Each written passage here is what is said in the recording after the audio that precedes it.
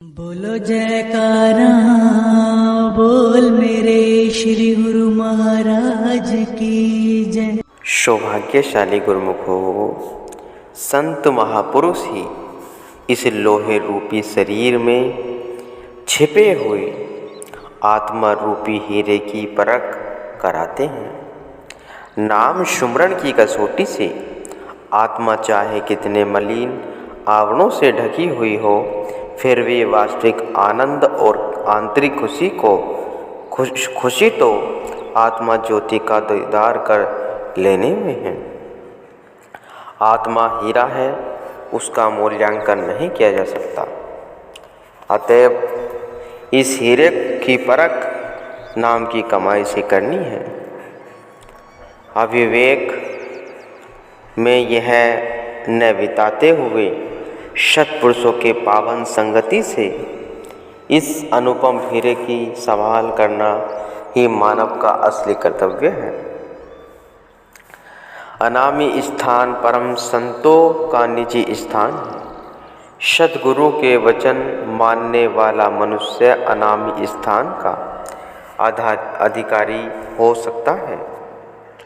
अर्थात जो शिष्य अपने गुरु के प्रत्येक वचन को शिरोधार्य कर उसी अनुरूप अपना जीवन बनाता है, मन वचन कर्म से सद्गुरु की आज्ञा का पालन करता है तथा अपने ख्यालों को सद्गुरु की मौज में लीन कर देता है, वही सेवक ही इस परम स्थान पर पहुंचने का अधिकारी बनता है।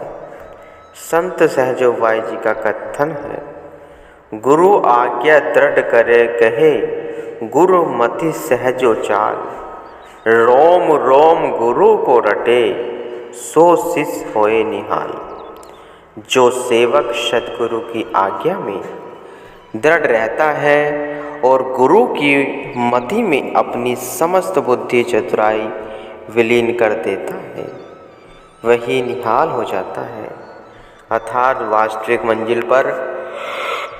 मंजिल पर पहुंच जाता है। सद्गुरु के वचन में ही सारे गुण समाये हुए हैं। जैसे कहा है, गुरु गुण सब गुरु के वचन माही, सहजो शीस जो बिसरे नाही। सहजो संत सहजो बाई जी जब शिष्य समस्त आवाभाव सद्गुरु की आज्ञा में खो देता है, तो सद्गुरु भी सेवक पर प्रसन्न होकर उसे निज देश अनामी लोक का अधिकारी समझते हैं। परंतु वचन मानना और समझना अपने अपने दर्जे और भावना के अनुसार है। जितनी अधिक गुरु के वचनों पर श्रद्धा होगी, उतना ही अधिक लाभ प्राप्त करेगा। जैसे समुद्र में तो जल अथाह है, परंतु जो व्यक्ति जितना बर्तन लेकर वह जाएगा, उतना ही भरकर लौटेगा। समुद्र में कोई कमी नहीं है। इसी प्रकार जो शिष्य जितना अधिक सद्गुरु के वचनों पर विश्वास रखेगा और जैसे ही आज्ञा हो प्रत्येक श्री आज्ञा हो बिना कुछ हानि लाभ सोचने के वैसे ही करना चाहेगा, वही इस ऊंचे पद पर पहुंचने का अधिकारी बन सकेगा। हंस बगुला एक रंग, मान सरोवर माही, बगुला दृढ़ माछरी, हंसा मोती खाए। परम संत श्री कबीर साहिब जी कह रहे हैं, हंस और बगुला दोनों एक जैसा रंग होता है तथा दोनों ही मानसरोवर में से अपनी अपनी खुराक को ग्रहण करते हैं। बगुला उसमें से मछलियों को ढूंढता है और हंस मोतियों को चुगते हैं। इसी प्रकार संसार में मनुष्य रंग रूप तथा वेशभूषा एक प्रकार के होते हैं, परंतु विचार उनके भिन्न भिन्न होते हैं। एक वे जो भक्ति वह नाम की कमाई करके हंस की तरह मोती चुगते हैं। दूसरे बगुले के समान विषों की गंदगी ग्रहण करते हैं। संसार को दुख रूप कहा गया है। यह दुनिया दुखों का घर है। कई प्रकार से इन दुखों का वर्णन किया गया है। आप प्रश्न उठता है कि इस दुख देने वाली दुनिया को ईश्वर ने पैदा ही क्यों किया है। इसका उत्तर यही है कि दुनिया उसको दुख रूप भासती है, जिसके विचारों में अंतर है। विवेकहीन पुरुष ही संसार में दुखी रहते हैं, परंतु सज्जन पुरुषों जिनके विचार उत्तम हैं के लिए यह दुनिया पानी के बुलबुले अथवा स्वप्न के समान है अथवा मदारी का खेल है। वे दिल से दुनिया को असत मानते हैं। वे संसार में कमल के फूल की आग के बिना किसी का काम नहीं चल सकता, परंतु आग से काम लेते हुए कितनी सावधानी से इसे प्रयोग में लाना पड़ता है। यदि थोड़ी सी गफलत हो जाए तो अग्नि घर के सभी सामान को जला सकती है। आग का काम जलाने का है। ज़रूरत ही इस बात की है कि आग को युक्ति से प्रयोग में लाया जाए। 3600 व्यंजन पकाने के समय सब काम आग पर ही किए जाते हैं, परंतु युक्ति पूर्वक आग से अपने आप को बचाकर इससे काम लिया जाता है। इसी प्रकार महापुरुष संसार में रहते हुए माया के साथ युक्ति से व्यवहार रखते हुए सुखमय जीवन बिताने का ढंग बताते हैं। परम संत श्री कबीर साहब जी फरमाते हैं, या दुनिया हुई रोज की मत कर यह से रोहित, गुरु चरणन से लागिए जो पूर्ण सुख दे। यह संसार 2 दिन की जिंदगी बिताने के लिए मिला है। इससे प्यार करना अपने आप को दुख रूप बनाना है। यदि सुख पाने की इच्छा है तो सद्गुरु के पावन संगति ग्रहण करो, क्योंकि सत्पुरुष ही संसार में रहकर संसार से अलग रहने का मार्ग बताते हैं। वे स्वयं संसार में रहते हुए भी संसार से न्यारे होते हैं और प्रत्येक जीव को संसार से न्यारे तथा सुखी रहने की युक्ति बताते हैं। अभिप्राय यह है कि दुनिया दुख रूप नहीं, न ही परमात्मा ने इसे दुख रूप बनाया है, परंतु हमारा मन ही सुख दुख का कारण बनता है।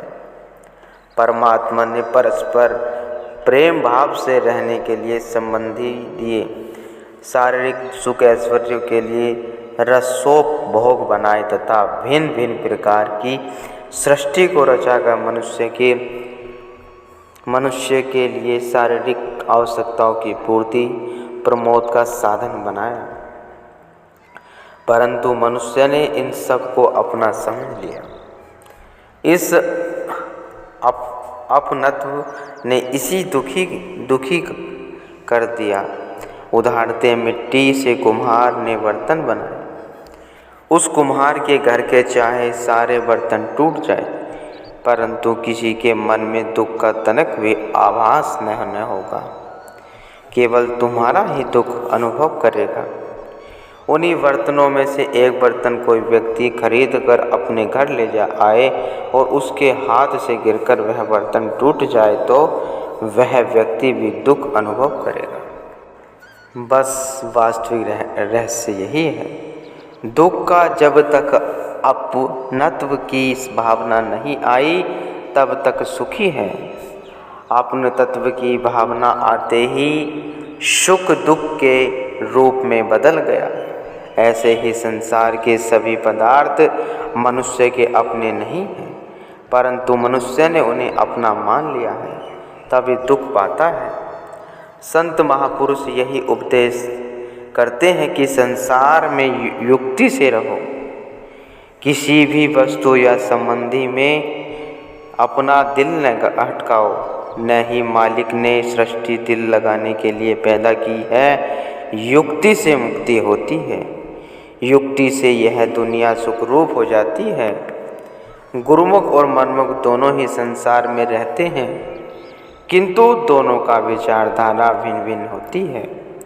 मनमुख ने अपने मन को गृह गुरु माना हुआ होता है और दिन रात मन की आज्ञा का पालन करता है। माया में लिप्त जीवों का मन ही गुरु है। जो मन का कहना मानते हैं वे मनमुख हैं। 84 लाख योनियों में मन का कहना मानने पर मिलती है। वे लोग मन का कहना मानकर नरकों का सामान एकत्रित कर रहे हैं, परंतु जो गुरुमुख होते हैं वे सद्गुरु की आज्ञा वह श्री मौज अनुसार सब काम करते हैं। गुरुमुख पुरुष मन की बिल्कुल भी परवाह नहीं करते, क्योंकि मन का कहना मानने से हानि ही हानि है और यह हानि साधारण नहीं है। मनुष्य से सांप गधा घोड़ा बन जाना कितना बड़ा नुकसान है, इसे प्रत्येक जीव नहीं समझ सकता। संत महापुरुष की दृष्टि में इसके बराबर अन्य कोई नुकसान नहीं। सर्वसाधारण ही जीव मन की गुलामी से नहीं निकल सकते, लेकिन गुरुमुखों इस बात की समझ आ गई, अतः वे स्वयं को मन एवं काम, क्रोध, मोह, लोभ तथा अहंकार आदि की गुलामी से बचा लेते हैं। वे सद्गुरु की सेवा व आज्ञा पालन करके अपनी आत्मा का कल्याण कर लेते हैं। गुरुमुख सद्गुरु को ही सब कुछ समझता है। वह अपने तन मन धन को सद्गुरु के अर्पण करके अपने जीवन को धन्य बना लेता है। इसी प्रकार से गुरुमुखों के अनेकों प्रमाण इतिहास में मिलते हैं, जिन्होंने मनमति को त्याग कर सद्गुरु की आज्ञा का पालन किया और पूरा जीवन सद्गुरु की सेवा में व्यतीत किया। यही ठीक है कि इसमें कुछ शारीरिक सुखों वह मन की मति का बलिदान करना पड़ता है, लेकिन परिणाम इसका बहुत अच्छा होता है। मृत्यु के पश्चात रूह को 84 लाख योनियों में नहीं भटकना पड़ता और न ही बाद में पश्चाताप ही करना पड़ता है। इसलिए महापुरुषों का उपदेश है कि गुरुमुखों की तरह जिंदगी गुजारने में लाभ ही लाभ है। मनमति को त्याग कर सद्गुरु की आज्ञा मानकर अपने जीवन को धन्य बनाना चाहिए। एकांत रहने में बहुत लाभ है, परंतु एकांत में सिवा मालिक के भजन के कोई ख्याल दिल में नहीं आना चाहिए। यदि कोई मनुष्य केवल शारीरिक रूप में स्वयं को एकत्र कर लेवे और मन में दुनिया भर के ख्याल भरे हुए हैं, कल्पना कलेश से मन अशांत हो गया है, तो उसको एकांत सेवन का कोई लाभ नहीं है। एकांत उस समय ही लाभदायक है जब मन को संसारी ख्यालों से खाली करके ख्यालों को ईश्वर के भजन ध्यान में लगाया जावे, किंतु मन को सांसारिक वासनाओं से दूर करना आसान नहीं है। जब तक समय के संत सद्गुरु ही चरण शरण प्राप्त न कर ले जाए, जब तक संत सद्गुरु जीव को सांसारिक इच्छाओं को दूर करने की युक्ति नहीं बताते, तब तक यह मनुष्य अपने मन को सांसारिक ख्यालों से अलग नहीं कर सकता। यदि शरीर को दुनिया के धंधों से अलग कर भी लिया जाए और मन दुनिया की वासनाओं में उलझा रहे, तो इस तरह यदि कई वर्ष भी गुजर जावे तो संत सत्पुरुषों की दृष्टि में कोई लाभ नहीं है, क्योंकि भजन अभ्यास में सफलता जो मन के लगने से होनी थी वह प्राप्त न हो सकी। शरीर को एकांत में रखने पर भी मन को कोरा रहा। वह मनुष्य तेली के बैल की तरह है, जिसकी आंखें बंदी हैं और जो सुबह वह शाम तक चलता रहता है। अपने मन में यह सोचता है कि मैंने काफ़ी सफ़र तय कर लिया है, मगर आँख खुलने पर वह वहीं का वहीं होता है। इसी तरह से शरीर को अलग रखने का हाल है। मन के अंदर संसारी ख्याल भरे हुए होने पर कभी भी शांति आनंद की प्राप्ति नहीं हो सकती। शरीर को एकांत रखने का मतलब यही होता है कि शांति की प्राप्ति हो। दुनिया के सुखों को देखकर प्रसन्न होना, वह दुखों को देखकर दुखी होना, यह मन का स्वभाव है। शरीर का दुख सुख से कोई मतलब नहीं है। यह मेरा, यह तेरा, यह सब मन का ही मौन होता है। गुरुमुखो